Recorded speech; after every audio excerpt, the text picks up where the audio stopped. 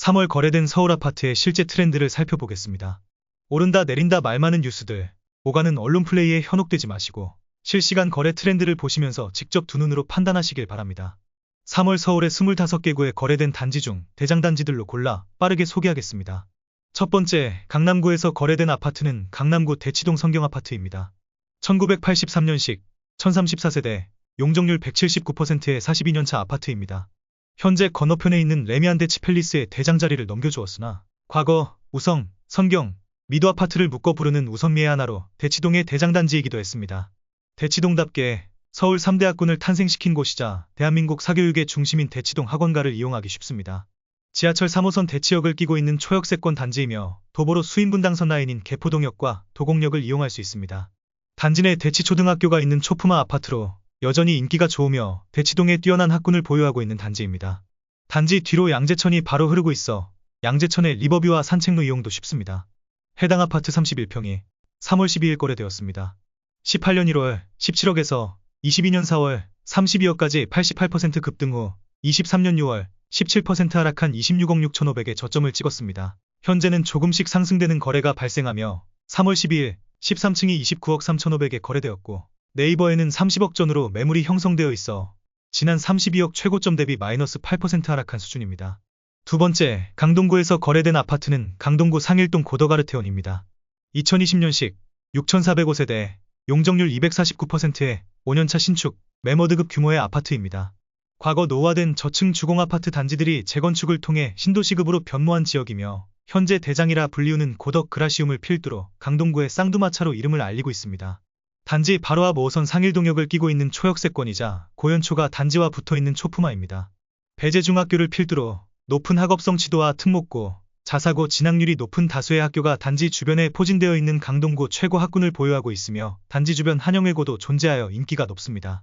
단지 좌우로 명일근린공원과 고덕천이 존재하여 충분한 녹지를 가지고 있고 주변이 모두 대단지 신축 아파트들로 둘러싸여 있기 때문에 매우 깔끔한 환경을 가지고 있는 게 장점입니다. 반면 거주 인구에 비해 상권이 조금 부족한 면이 있지만 차로 5분 거리인 명일동 쪽에 이마트가 존재하고 상권가와 학원가를 이용할 수 있어 단점을 보완해주고 있습니다. 해당 아파트 34평이 3월 14일 거래되었습니다. 18년 1월 9억 5천의 분양권 거래를 시작으로 22년 4월 19억 8천까지 108% 급등 후 23년 1월 35% 하락한 12억 8천의 저점을 찍었습니다. 그 후 조금씩 상승하는 거래가 발생했으나 23년 말을 다시 고점으로 조금씩 하락하며 3월 14일 18층이 14억 8천에 거래되었고 현재 매물 역시 14억 중반에 형성되어 있습니다. 지난 최고점 대비 마이너스 25% 하락한 수준에서 거래되고 있습니다. 세 번째, 강북구에서 거래된 아파트는 강북구 미아동 SK 북한산시티입니다. 2004년식 3,830세대, 용적률 271%의 매머드급 단지로 강북구 미아동의 대장단지입니다. 지역의 한켠엔 북한산이 존재하여 좋은 자연환경을 가지는 숲세권 아파트지만 그런 만큼 경사가 매우 심한 지역에 위치해 있습니다. 단지 주변뿐만 아니라 단지 내에서도 고저가 심해 쉽게 걸어다니기는 어려운 환경입니다. 다행히 아파트 단지가 큰 만큼 단지 내부의 도로가 잘 조성되어 곳곳으로 연결되어 있지만 동과 동 간의 단절을 부르고 단지 내 안전에도 문제가 있는 만큼 최근 추세와는 맞지 않습니다. 하지만 미아뉴타운 개발로 주변 대단지 아파트들이 다수 건설되며 도로 주변의 상권과 아파트 상가들을 통해 대규모 인구에 맞는 생활 인프라가 잘 형성되어 있기 때문에 광화문으로 출퇴근하는 젊은 부부들이 많이 입주하고 있습니다. 배정초등학교는 삼각산초등학교로 단지와 붙어 있어 초품화 아파트이지만 단지가 워낙 크기 때문에 동간의 거리 편차가 심합니다. 우이신설선 솔샘역을 끼고 있는 초역세권이며 북한산을 끼고 있는 만큼 북한산 둘레길이 단지 바로 옆에서 시작하기 때문에 이용이 용이합니다. 해당 아파트 33평이 3월 8일 거래되었습니다. 18년 1월 3억 9,300에서 21년 11월 8억 9천까지 126% 급등 후 23년 3월 마이너스 38% 폭락한 5억 5천에 거래되었습니다. 이후로 조금씩 상승해왔으나 현재는 상승을 멈추고 6억대 거래가 지속되고 있습니다. 24년 3월 8일 6억 7,400에 21층이 거래되었고 네이버 부동산 매물은 6억 초반도 쉽게 찾아볼 수 있는 상황입니다. 지난 8억 9천 최고점 대비 하락률 마이너스 24%입니다. 네 번째, 강서구에서 거래된 아파트는 마곡동 마곡 13단지 힐스테이트 마스터입니다. 2017년식 1194세대, 용적률 220%의 8년차 준신축 아파트로 마곡 업무지구와의 직주 근접으로 최근 상승가도를 달리고 있는 마곡의 14개 아파트 단지들. 그중 교통, 입지의 대장 아파트라면 엠벨리 7단지를 꼽을 수 있겠지만 13단지는 유일한 100% 민영 아파트로 임대 세대가 없기 때문에 높은 가격과 인기를 누리고 있는 단지입니다. 그래서 다른 단지들과 다르게 13단지에만 엠벨리 대신 힐스테이트 마스터라는 이름을 사용하고 있습니다. 5호선 마곡역이 단지와 가장 가까운 지하철이지만 도보 15분 거리로 거리가 있고 마곡 개발지구의 끝에 위치하며 주변 환경이 아직 정비되어 있지 않습니다. 김포공항이 바로 근처에 존재하지만 실제로 가보면 김포공항 활주로 방향과 일치하지 않아서인지 비행기 소음이 크지는 않습니다. 단지 바로 옆에 한의공원 녹지가 존재하고 이러한 공원을 통해 공진초등학교로 안전한 등하교가 가능합니다.